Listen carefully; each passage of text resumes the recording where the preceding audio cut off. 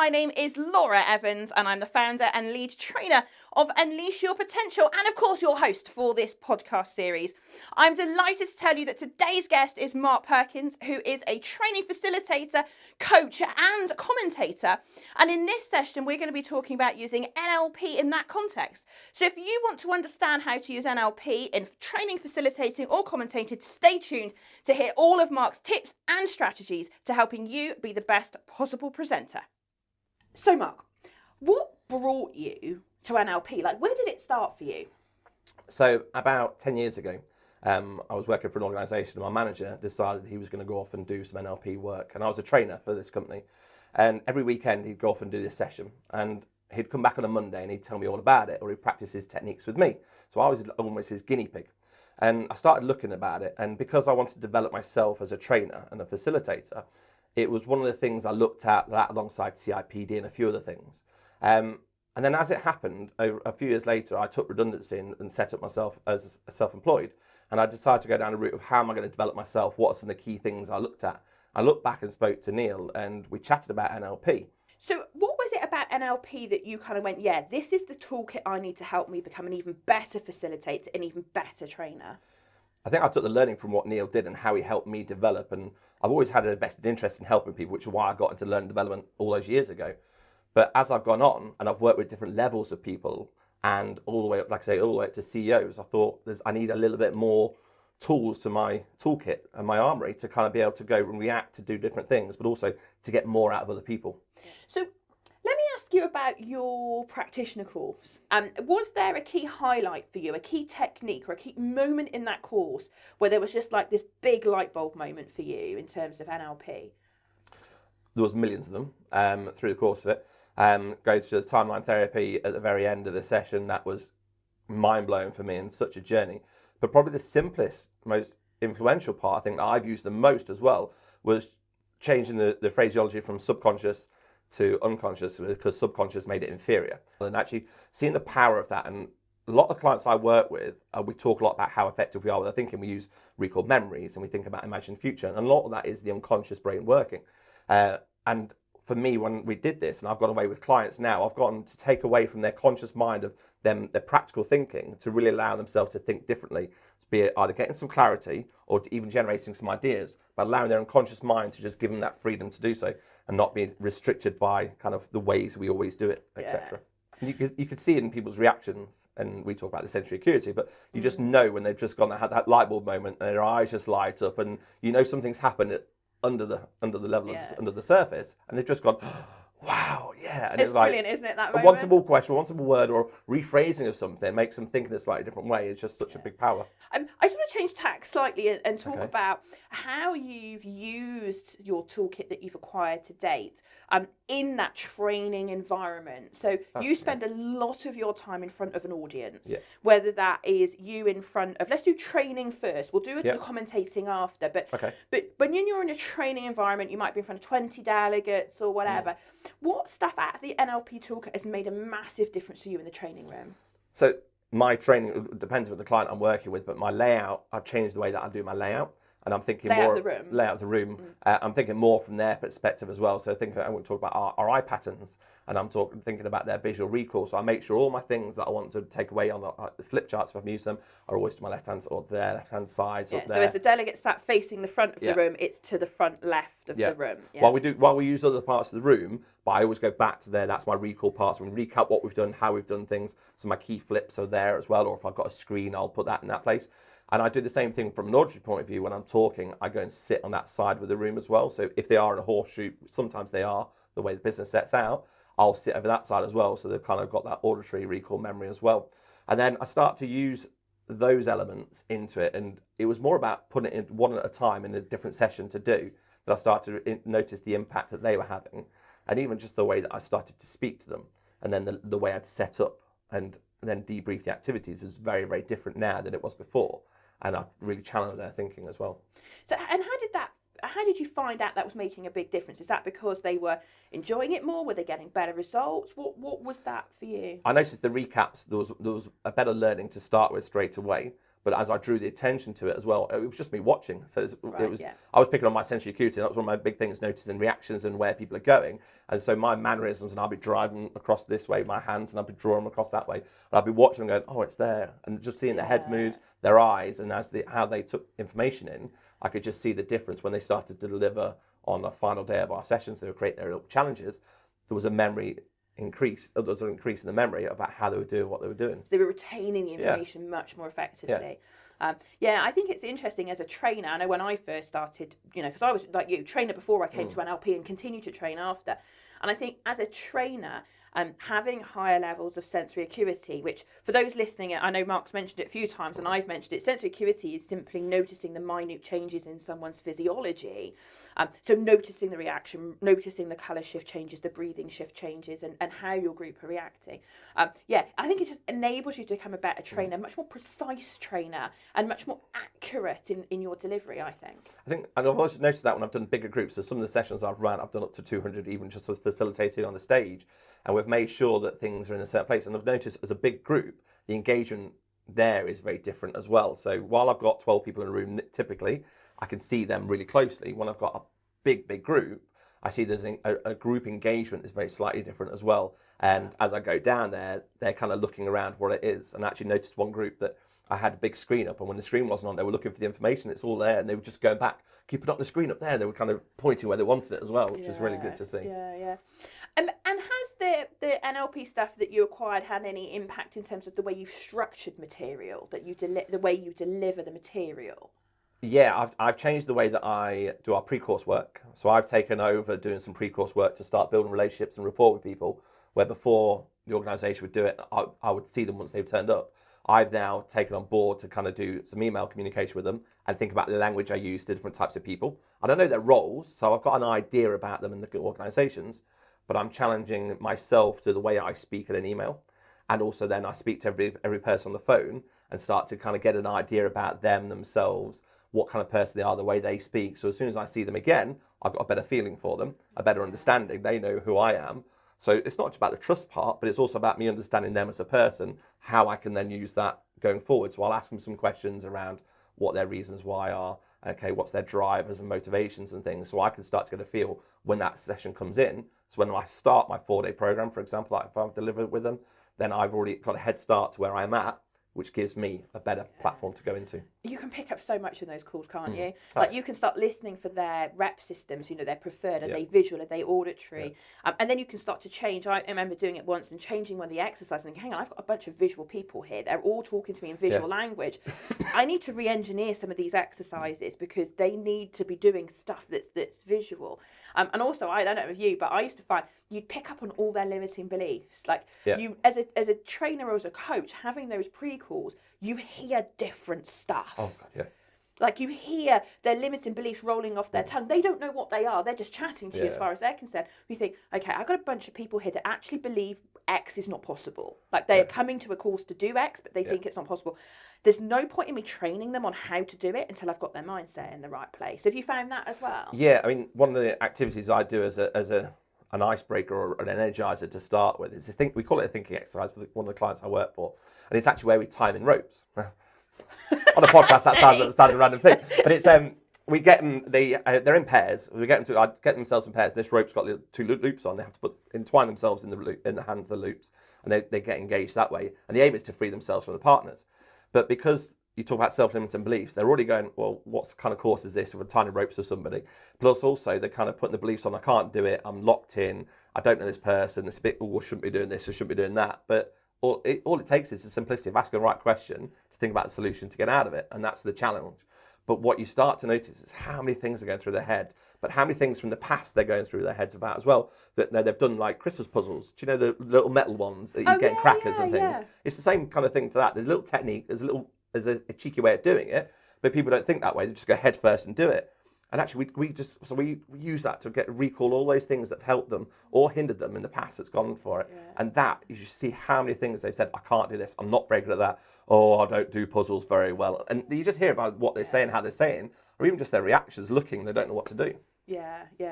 I know. I'm so with you. Like, it just took my training to a whole new level when I started to listen for different things, see different things, and then tailor things. And I think I certainly I felt was more comfortable tailoring during the course. We all go, when we're trainers, we go in with a training plan, we have a plan of what we're going to deliver. But actually, I felt more confident tailoring as I went along and think, okay, that exercise didn't work. Right, okay, this afternoon I need to change that because I've got different people in the room. And it's having that flexibility to know that you've noticed something about it, and the good thing is they don't know what we're talking, our program, our process, what we're missing something. So if I do things in a different order, it makes a difference as long as I cover what it is. Yeah. But I've changed the way that I deliver it in the way my setup is. But also I've just started doing different activities in different ways to engage with those people differently into different rooms, and especially my coaching as well. My coaching has changed from being quite a fixed in a sit-down environment and things to understanding that person and find out what's the best environment for them. And sometimes I just take them for a walk. We go somewhere totally different, so they've not got that desk, that phone, that recall memory, everything around them to see. They've got a whole new way of looking. So I love now, on my little coaching sessions, go for a walk for an hour, and just to see the difference in the way that they think as well, and the way they talk, because they don't have their everyday work around them. It's brilliant. Yeah, no, totally. So, I mean, you spend a huge amount of your time on your feet in front of audiences, as I've said. So you spend a huge amount of time training, facilitating groups, obviously a huge amount of time doing one-to-one coaching, which we've touched on. The other bit I'm curious to ask you about is your sports commentating. And when you're potentially in front of thousands of people in a stadium and you're the voice that we all hear, and it's like, oh, I know who that voice is now. But that's again presenting, but in a different way when you're doing sports commentating. How has NLP made a difference to you in that area? So I had to go back to 2008 to start with, just to help you with that one. So as I mentioned, Neil was doing his NLP course at the weekends, and he was practicing things. And we just announced that beach volleyball was going to be at Horse Guards Parade in the London 2012 Olympics, and the rest of the things were happening. And that was one of my goals back then, I'd just started doing some commentary on the beach. I played volleyball since the age of 10. So I've been really involved in it, and somebody asked me to come along and help out, and I was like, do you know what? On a beach tour, I went to Skegness. It was a good weekend. Wasn't very good at what I did, but Karen loved it, and she said, "Oh, do you want to come back in?" I was like, "Yeah, absolutely." So I went to Yarmouth, but I then applied, and I said, "Right, I want to be the voice, the presenter, the host of the beach volleyball at the Olympic Games." Now, I knew there was professional people. I've seen it, I've watched it, and I know how amazing that is. I was like, I want to be that voice. I want to do that, and actually, with Neil using some of his techniques, not knowing there was the NLP side of things, but he helped me achieve those goals. So he helped me get that clarity. Oh, there's so many things he did in the sessions. We'd need a whole other podcast to tell you all the different things he did. Yeah. But actually what that meant is it gave me the confidence, because I'd only stood in front of 15 people. In fact, I had one event, there was one man and a dog. It was that bad weather that he was just sat there with his dog. I introduced him to the players because there was more players than him. But I couldn't visualize standing in front of 15,000 people at Horse Guards Parade if I hadn't done the little steps going forward as well. And that's helped me then go on to do other things. And now when I present, I think about the way that I speak, the language I'm using, and you'll get it in this podcast as well. I get very excited and I talk very fast. And I'm really challenging the way I speak now when I talk to bigger groups, so they're getting the clarity, so they get engagement as the whole group around. And a lot of the stuff I do is with a mic in front of the crowd. So it's not just hidden. I'm not just the voice of God. I'm there. So I've got to kind of be engaging in the way that I hold myself, my body language, my posture, but also the way that I engage with the eye contact of a whole group, from kids that are 2 to 3 year olds to grandmas watching the gymnastics event or whatever it is. So I kind of work every event differently, but reacted to who I've got in the room. Yeah. Wow. Commentating at the Olympics. Amazing. That is amazing. Yes. Absolutely amazing. If Carlsberg did jobs, that was the one. I was going to say, right? Too right. So you, like I say, you are in front of literally thousands of people when you do that. Yeah. And I totally can understand how NLP, although you weren't trained in it yourself at that point, got you to a place where you could do that. And obviously, having done NLP training ourselves, and hopefully the listeners either have or will in the future do NLP training, can understand how NLP could prepare you to do that. Oh, absolutely. I wouldn't have done it without that. I was going to say, could you imagine doing it having not had that NLP development? No, had Neil not done what he did with me and done the little sessions, and I said some of the sessions I could have walked out there and I couldn't have told you what he'd done. Yeah. Because at the time I was so submersed in delivering what I was doing for the organisation then doing their induction training, which is a really intense course. And then every Monday, having Neil talk to me, doing all these different goals and different ways of doing things and looking at different perspectives. I had no idea at the time. Did it all feel a bit weird and a bit out there at times as well? Totally. I was totally. People often say that. And then you go back into work, and I was like, I have no idea. And I even tried some Mondays to schedule something in. So Neil didn't call me. He didn't arrange a meeting with me. He didn't come down to London and meet me, Mark. I did everything I could sometimes to avoid that because I knew what I was going to do.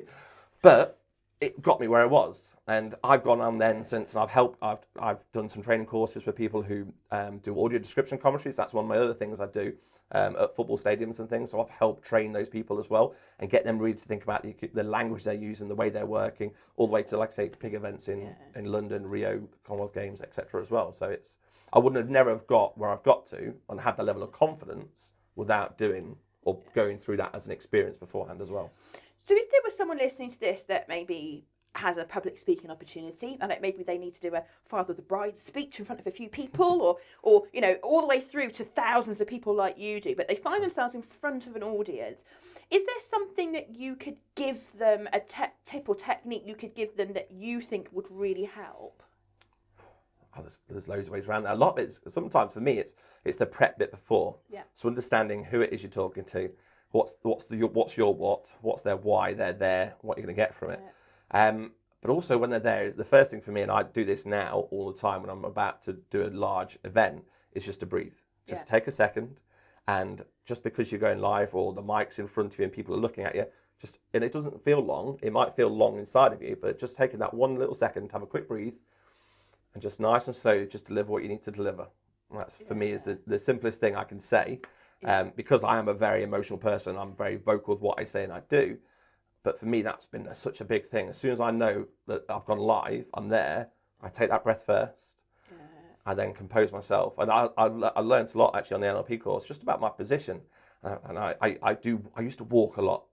And that's one of the big things with public speaking. I know it's totally different now. I'm kind of, people have seen that differently. I would now stand in a more structured position. And I have a mic, and I've taken away my clipboard, so I know what I need to say, but I'm also stopping, wave my arms around like this and distracting stuff as well, because people don't need to see that. No. But by doing that, I'm just allowing what I'm saying, and I still deliver it in the right tone and the right message, but I've just composed myself a little bit more. Yeah, and anybody listening to this that's done any of our practitioner courses will know what Wednesday afternoon's like when we do presentations, and I teach everybody at story time and teach people how to stand. Like, it always surprises me just how impactful that is. Like, I know it works, you know, and walking around your stage is just so distracting for your audience. But for you personally as a presenter, when you stand with both feet underneath your hips, even weight into them, nice and tall with your shoulders rolled back. I mean, we call it trainer stance. You know, nice and tall and your chin up and looking at your audience. You know, how to stand makes such a difference to how you feel when you present. I mean, there's that big fear, isn't it? Public speaking is one of the biggest fears that people have got, because people have said things about the past, and that goes back to kind of our unconscious mind telling us that other people have struggled with it, so that's why we struggle with it. But actually, it is just as simple as that. Put yourself in the right situation, know what you need to say. When you deliver it, it's there for you. Yeah. And what we'll do in the show notes is I've got a template that we can put for how to stand to do a great presentation to be the most confident. So and as you're listening to this, after the podcast, if you go to unleashyourpotential.org.uk/podcast, then listeners will be able to go and click a link to download that, and I'll pop that on the website for people. That'd be really helpful. Yeah, that'd be really good. Yeah, so we'll do that. One of the things that I talk a lot about when it comes to presenting and being in front of large audiences is nerves. Lots of people, and as you've just alluded to, lots of people get nervous, and breathing is such an important. It keeps us alive, but you know, but secondly, you know, just calming the system down with some controlled breathing. Do you have a particular breathing technique that you find really helpful, or is it literally just a deep, slow breath in and out? Mine is the deep, slow to start with, and then out. And I'm now conscious that in between, if I'm doing segments or I'm doing a welcome to an event, and I know I've got 3 or 4 things to do, I know that in between those 3 or 4 things, I'm taking a conscious breath. And it's not at a level with me that, I'm talking about the unconscious competence, I'm not there yet, but I'm really consciously saying to myself, right, and breathe. and breathe. So in between each one, so otherwise those 4 things don't start to merge together as well. So I'm really conscious about the first one I take now is a big one. And then after that, it's just making sure in between each one, it's my little paragraph breaker as well. It's kind of just where I'm at. Yeah. And you're absolutely right when you said earlier, sometimes when we pause, it feels like an absolute eternity to us. And you go, everybody must know I've just paused. And it's like, but they really don't know, do they? And it's just that, just take a breath. Even if in the middle of commentating, or as you do, or someone's doing a speech, just stop for a moment and take a breath. Sometimes it's a really useful way of making a really important point. If you just stop and allow a moment for the audience just for that message to sink in. Sometimes that works really well. I've started doing that as well when I facilitate. And if I'm coming towards the end of a session and I just want them to do some thinking, I'll just go, what thoughts, questions, comments are going through your head at the moment? And I don't necessarily need a response, but I just use the classic, the sound of silence. Yeah. And I know I've asked them a good enough question that's going to just let them to think. But it also gives me that moment just to kind of watch what's happening, see where they're at, and I can, again, go back into my facilitation mode. I can notice where they're at, what they've done as well. So that really helps me take a bit of a breath, an understanding level, and just kind of gauge where they're at by how they respond, or if they don't respond, I know that they're thinking as well. Yeah. I think it does. I think you're right. When you're a trainer, sometimes it's some of the best well-placed questions that just work and actually engage in the audience things. I remember one of the things I was taught when I first came into using NLP and presenting, when you ask a group a question, to actually use the representational systems in the questions. Say to them, so you might be doing a facilitation or something. You say to people, so what would you see, hear, feel, or what would you be doing going on in that environment, and using the visual, auditory, kinesthetic in your question, so that you can appeal to the whole of your audience. Because of course one of the biggest problems we have as presenters is we talk in our preference. So as a kinesthetic person, I say, so how do you feel about that, Mark? And if you're a visual person, you'll go, well, I don't really feel anything, but it looks good. So have you found that? Yeah, especially as different organisations I've worked with. So I've worked with organisations, the public sector, private sector, and their roles that they have in operations, etc. Then I have to kind of challenge again, what are they going to notice when they go back into the workplace? And if they're not like a kinesthetic exactly the same as me, then I'm having to kind of challenge that. So I've got stronger at, even if I don't ask it in one go and do all 4. I go, what did you notice in your workplace? How would that make you feel? What might other people be saying as well? And what would you see differently as well? So I kind of do, not necessarily all of them in one go. I sometimes break those questions down to see their responses. Yeah, definitely. Did you notice that after your course, that personally things had changed? Yeah, I kind of went away, not with the days, but after our timeline, that was kind of at the end of the session. It was kind of, that took me into a whole other place, and some real realizations. I went away and spoke to my wife, and one evening I actually spoke to Archie. He had no idea what was going on, bless him. How old is Archie now? He's 15 months now. It was 12 months, coming up to a year, and we were away camping, and we sat one evening, and I think everyone had gone to do something else, and we were just sitting there chatting, and I was just telling him about what we're going to do and how we're going to do things as a family, what I'm going to do as a dad. And that for me is one of the big things, is I've changed the way I look at things, my outlook, because of Archie now, and actually what I'm starting to look at doing and how I develop myself, and even my language I use with him. I'm not saying don't to him all the time and things. I'm really conscious about what he's taken on board and what his unconscious level's doing, and it's mind-blowing. So that's a really good point about language. I know we've talked a little bit about language, but if we just pause for a moment just to look at the word don't. Because so many of us say to people what we don't want. I say to people, use positive directionalized language, say what you want. And we often do that. We say, don't do this. And of course, the unconscious mind can't process that negative. So you're actually telling them to do what you don't want them to do. Don't run across the road. What do they do? Run across the road, because the unconscious mind can't process it. It's so powerful, isn't it, when you start changing your language and start using it in a positive directionalized way. Yeah, we've all got these grooves in because everybody says it. Until you're really aware about the language, it's like, don't spill the drink or carry it carefully. It's just changing that language. And I'm catching myself saying things, like I said to Archie as my classic example of don't do this. It's like, well, say something different, although he's still very young there. But now with clients, I'm very much around that. And I've done that for quite a while anyway, about talk about what you do want. When you want to develop something, what is it you do want to get from it, not what you don't want. And so I've used that quite a lot pre-NLP, but really, really challenging and getting the clarity and understanding to really drive that for themselves now as well. And do you find in your coaching session with clients, when you actually explain that to them, that there's like a massive light bulb moment for them as well, and they start to realise what's going on? Yeah, they see the simplicity of it. and they understand it, but it's trying to get them out of that habit of saying it and doing it. And a lot of the times I'll do a scenario where I'll get them to pick a drink up, and you're like, don't spill it, and just get them to picture what's happened. Or I'll get them I talk about the analogy of a train at the underground in London. You've got the yellow lines. I can stand up straight. That's great. But actually, as soon as they used to say, don't step over the yellow line, there's a conversation happening in your head about how would you do it, what would you do? Then naturally people will go, I'll take a step back just in case. You weren't going to fall anywhere, but it's that mindset. And it's the challenges I have with people is I normally get them to experience it in a way, might be like I say about a drink or a pen or do something. We say don't. Yeah. If in a group activity, I typically go with pick somebody who I know I've got a good relationship with, get them to stand up, typically a bloke, and I go, don't imagine him in a green mankini. And it's kind of at the group, they go, oh, what? Matt's standing there going, oh, I don't know why you said that about me. But I get them to really picture about your choice of what you're thinking.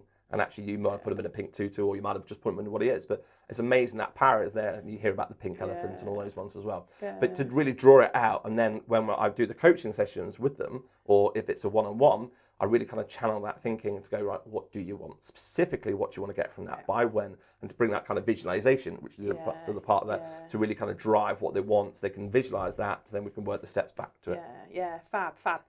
So we're coming towards the end of the podcast. I mean, I could sit here all day talking to you about training, because it's a passion that you and I both have, because I train for a living and you train for a living alongside your coaching and commentating. Yeah.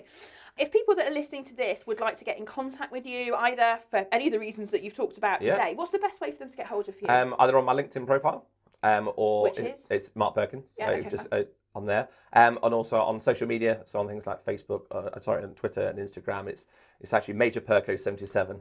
It's what? Major Perko 77. It's not a nickname, but it's one that's been stood. But I've got all my sports stuff's on there as well, and everything goes through as well. So. Yeah. Okay. Good.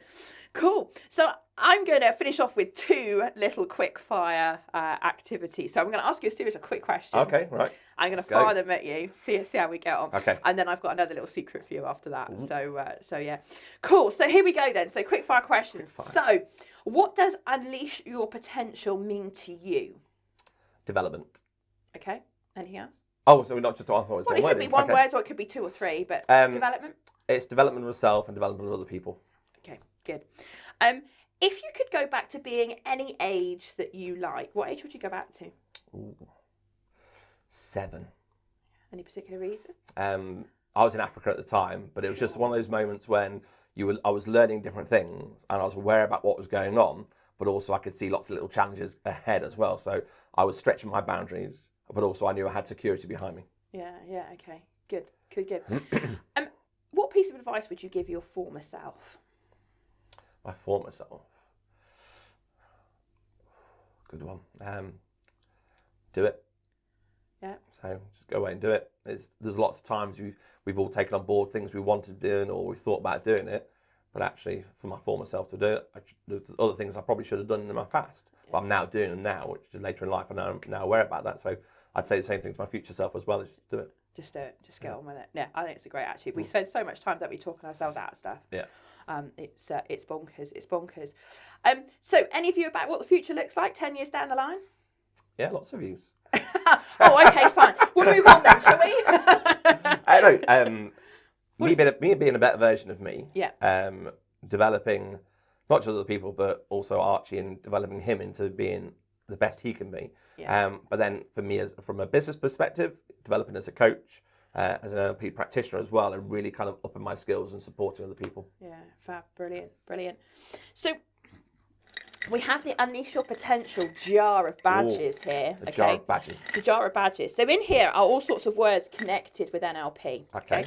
So what I'm going to invite you to do is to put your hand in, give it a whirl around, grab a hand, and I want you to pick just one badge, and then I'm going to ask you why you picked it. Okay. Well, so I can't use the answer that you asked me to whirl it around and pick it. That's the answer, no? That's not the answer. Okay. You need a slightly bigger jar to get my hand in. Oh, sorry. Shall I pull some out? You got one? Yes. Is that all right? Yeah. You happy with that one? I don't know what the rest of them are, so I'm happy with this one. No, it's fine. Okay. I'll stick with what I've got. Good. Do it. So what did you pick? I picked life-changing. Oh, okay. And it sounds corny, but it has been life-changing. The whole point of me doing this, coming to a point when I'm now self-employed as a freelance trainer and commentator, I've had to make some life changes. I took that choice on to become self-employed, But the whole point of me doing my NLP practitioner course was to change my life for the better, to be able to secure myself and my family's future, but also to be the better person of myself, to see me develop and grow forward. I'm 40 years old now. I've got to think the next 20 years what I want to do. And this has been, the whole point of this is hopefully change my life. So far it has done, and it will continue to do so. Well, that's your gift to take away. Thank you very much. Little gift from our episode. So again, thank you very much. I really appreciate Absolutely loved it. Thank you very much for having me. To us. I appreciate it. So thank you very much for staying with us. I hope you really enjoyed this episode as much as I enjoyed it. If you want to find out more about the courses that we offer, then of course go and check out our website, unleashyourpotential.org.uk/courses, and you'll find all the information about the courses that Mark has been talking about today. And of course, if you've enjoyed the session, if you know anybody that's into public speaking, training, facilitating, or public commentating, and you think these tips will be useful to share with them, feel free to share this episode with your friends. And of course, don't forget to subscribe and like so that you get to know when the next episode comes out. So thank you for joining us. Until next time, take care.